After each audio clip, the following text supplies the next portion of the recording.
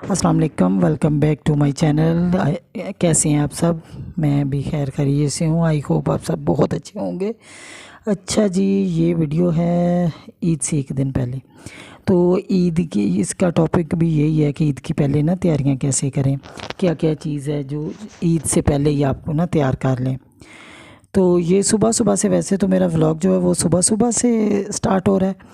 ये गर्म पानी पीने से ना, कभी कभी मैं वो शहद वाला पानी पी लेती हूँ, कभी ज़ीरे वाला, कभी धनिए वाला। इस तरह ना सुबह उठते ही जो नीम गर्म पानी पीती हूँ। तो उसी से स्टार्ट हो रहा है। आप साथ साथ व्लॉग देखिए और साथ साथ मैं बात करूँगी इसी टॉपिक के ना, कि ईद से पहले अगर ये सारी चीज़ें बंदा तैयार कर ले तो इससे परेशानी नहीं होती और ईद वाला दिन भी बड़ा रिलैक्स और बड़ा मज़े का गुजरता है। जैसे कि आपको पता है, ये कुर्बानी वाली ईद है और इस पे काम भी बहुत ज़्यादा होता है ना। तो इसीलिए पहले अगर थोड़ी बहुत तैयारी कर लें ना, थोड़ा सा काम एक्स्ट्रा करके एक दो दिन पहले, तो ये इससे बहुत आसानी होगी ना आपको। सारा दिन आपका बहुत अच्छे से गुजरेगा और ईद का दिन भी बड़ा रिलैक्स और बड़ा खुशी खुशी से गुजरे, क्योंकि ये खुशी का त्यौहार है और जितना अच्छा गुजरे उतना ही अच्छा है। तो चलें, आते हैं वापस अपने टॉपिक पे। तो सबसे पहले तो ईद वाले अगर आपकी कुर्बानी है तो एक चटाई और एक कोई भी पुरानी बेडशीट, चटाई के ऊपर बेडशीट ज़रूर बिछाइएगा, क्योंकि उसको ना अगर उसमें कुछ छोटे मोटे ज़रे गोश्त के लग भी जाएं तो वो धोना बहुत आसान होता है ना। तो इसीलिए एक आप कोई भी पुरानी बेडशीट लें, उसको अच्छी तरह धोएं और सुखा लें। इसीलिए तो मैं ये पहले बात कर रही हूँ कि उसको धो के सुखा के तैयार कर लें। तो चटाई को भी अच्छी तरह धो लें ये, और जिस बर्तन में गोश्त काट के रखना है वो भी इकट्ठा कर लें। इस तरह छोटी छोटी चीज़ें हैं, छुरी या टोका जो भी आप अपने पास रखते हैं उसको अच्छे से तेज़ करवा लें।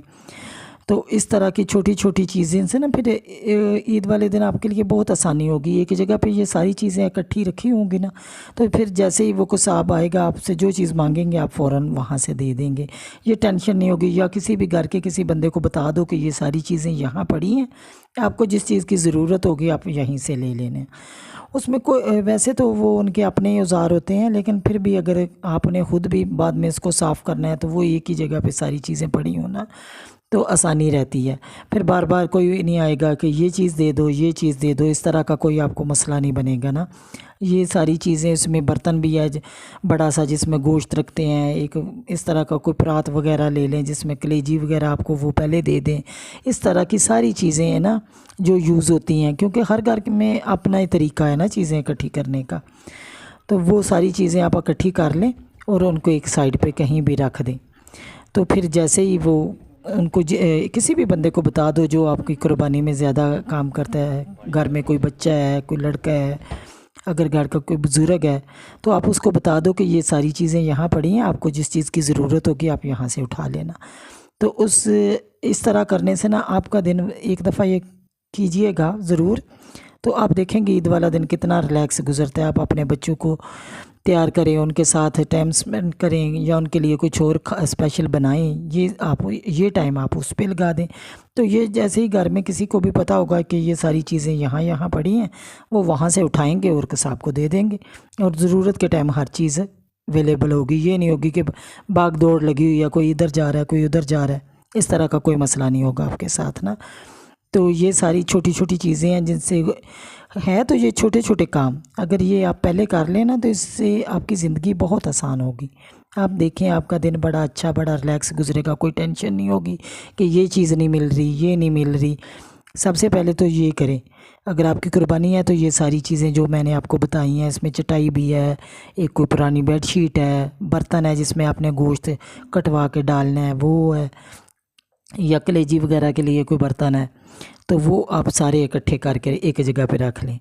तो उसके बाद फिर आता है आपके घर में जो चीज़ों की ज़रूरत होगी ना, वो ग्रोसरी आज आप कर लें, कल कर लें, अभी कल का दिन भी है। तो उसमें एक तो आप ना अपने घर में फल ज़रूर इन दिनों में रखें, फल और सब्ज़ियाँ, क्योंकि हर बंदा ही गोश्त खोर हुआ होता है। गोश्त खाते जाते हैं, फल सब्ज़ियों का इस्तेमाल नहीं करते। फल भी ज़रूर मंगवा के रखें और सब्ज़ियाँ भी, सैलड खाएं और साथ फल खाएं। तो ये क्योंकि गर्मियाँ हैं, इसमें गोश्त ज़्यादा नहीं खाया जाता, और अगर खा भी लें तो फिर तबीयत ख़राब हो जाती है। तो मैं इसीलिए पहले से ये फल और सब्ज़ियाँ, इसमें खीरा है, बंद गोभी है, टमाटर, प्याज, जो भी आप सलाद में डालते हैं वो सारी चीज़ें आप मंगवाएं। और एक दफ़ा सारी ग्रोसरी भी चेक कर लें, अगर इसमें कोई चीज़ आपके पास नहीं है, जैसे कोई नमक, मिर्च, हल्दी, गरम मसाले, जो भी आप एक दफ़ा चेक कर लें। जो चीज़ नहीं है वो मंगवा लें, सब्ज़ियों में जो चीज़ नहीं है वो मंगवा लें। तो एक आध सब्ज़ी भी अपने पास ज़रूर रखा करें ना। जैसे कि आपको पता है कुर्बानी की ईद के ना 2-3 दिन बाद सब्ज़ी नहीं मिलती ना, हमारे शहर में तो नहीं मिलती, आपको शायद मिलती हो गाँव वगैरह में या किसी इसी तरह की जगह में। तो आप इस तरह की ना चीज़ें सारी इकट्ठी करके अगर पहले रख लेना तो टेंशन नहीं होती।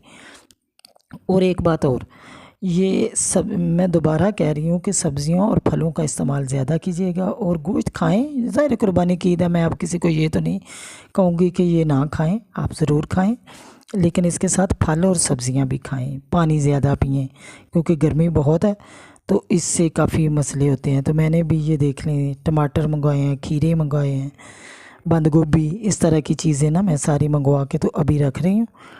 तो इनको अब समेटती हूँ सारी चीज़ों को। तो इसके बाद आप अपने मसाले देख लें, उसमें ज़ीरा वगैरह ये सारी चीज़ें जैसे मैंने भी अब अभी देखी हैं। जो जो चीज़ मसाला मेरे पास पीसा हुआ नहीं था उसको पीस लिया है। तो इस तरह ना आप अपना सारा काम पहले एक दिन अगर कर लेना तो बहुत आसानी होगी आपके लिए।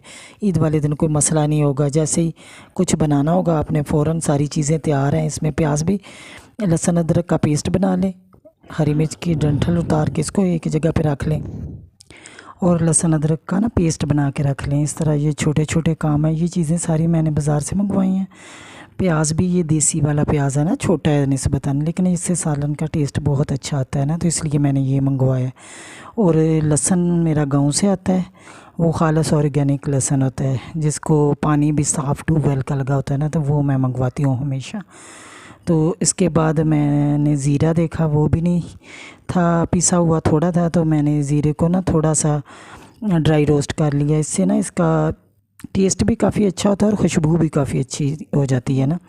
तो एक तो पीसने में भी आसानी होती है। ज़ीरा, सूखा धनिया और गरम मसाला, इन तीनों चीज़ों को मैंने हल्का सा ना ड्राई रोस्ट किया। इतना ज़्यादा इसको रोस्ट नहीं करना, बस इसका थोड़ा सा ना कह लें कि इसमें अगर कोई नमी है तो वो खुश्क हो जाए ना, खुशबू सी आने लग जाती है, तो आप इसको उतार लें और ठंडा करके फिर पीस लेना। तो ये भी पीस के रख लें। नमकदानी में देख लें, अगर नमक, लाल मिर्च, इस तरह की चीज़ें कम है तो वो भी इसमें भर लें। इस तरह के सारे छोटे मोटे काम दस्तरखान इकट्ठे कर लें। वो धुले हुए होने चाहिए, अगर नहीं धुले हुए तो धो लें। इस तरह के काम सारे ना एक दिन पहले कर लिया करें, इससे काफ़ी अच्छा। जैसे हम अपनी तैयारी करते हैं, कपड़े प्रेस करते हैं, जूते साफ़ नए निकालते हैं, बच्चों के कपड़े प्रेस करते हैं, इसी तरह ये भी सारी तैयारी आप अगर पहले कर लेते हैं ना तो आपके लिए बहुत आसानी होती है। तो ये गरम मसाला मुझे किसी ने ला के दिया था, ये बहुत अच्छा गरम मसाला है, ये KPK से है जिन्होंने लाया था, और मिक्स गरम मसाला है। इसमें हर छोटी छोटी चीज़ें और बड़ी अच्छी हैं, और ज़ीरा भी इसका बहुत अच्छा है ना, काला ज़ीरा होता है जैसे गरम मसाला मिक्स में ना। तो वही वो उसको भी मैं इसी तरह हल्का सा रोस्ट करूँगी, और उसके बाद पीस के तो इनको सारे ना नमकदानी की वो डिब्बियाँ नहीं जो होती जिसमें सारे इस तरह के मसाले डालते हैं उसमें डाल लूँगी। तो इस तरह मेरा ये सारा काफ़ी सारा काम ना ईद से पहले निमट गया है, ईद का काम जो होता है। तो ईद वाले दिन इसमें से काफ़ी आसानी होगी।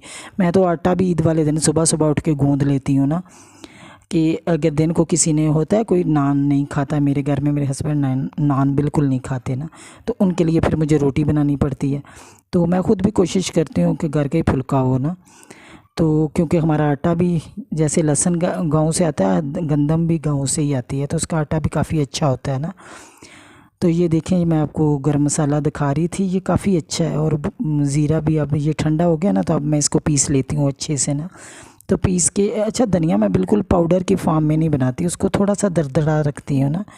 तो बाकी ज़ीरा भी और गरम मसाला अच्छा पीस लेती हूँ, तो इसकी खुशबू ही अलग होती है। जो खुद आप इस तरह का बना के तो उसको पीसते हैं ना, तो इसकी खुशबू बहुत अच्छी होती है। आप ख़ुद भी इस तरह बनाइएगा इस दफ़ा ईद पे, ये सारे मसाले डाल के, और आप अपना देखिएगा गोश्त बनाएंगे तो आपको कैसा, चाहे वो किसी तरह का भी बनाएं, आप कढ़ाई बनाएं, कोरमा बनाएं, जो भी बनाएं, लेकिन उसको ना अगर इस तरह के सारे मसाले पीस के खुद साफ़ सुथरे होंगे, उसमें कोई इस तरह का नहीं होगा। वैसे तो बाज़ार से सारे मसाले पीसे हुए मिल जाते हैं, तो अगर इस तरह आप ख़ुद पीसेंगे ना तो उसमें एक तो आपका प्यार भी शामिल होगा और इसका लज्जत और भी ज़्यादा हो जाएगी। ये देखिए मैंने हल्दी, नमक, मिर्च सारा कुछ इसमें डाल लिया। तो इसी के साथ प्लीज़ मेरे चैनल को सब्सक्राइब करना और मुझे दीजिए इजाज़त। अल्लाह हाफ़िज़।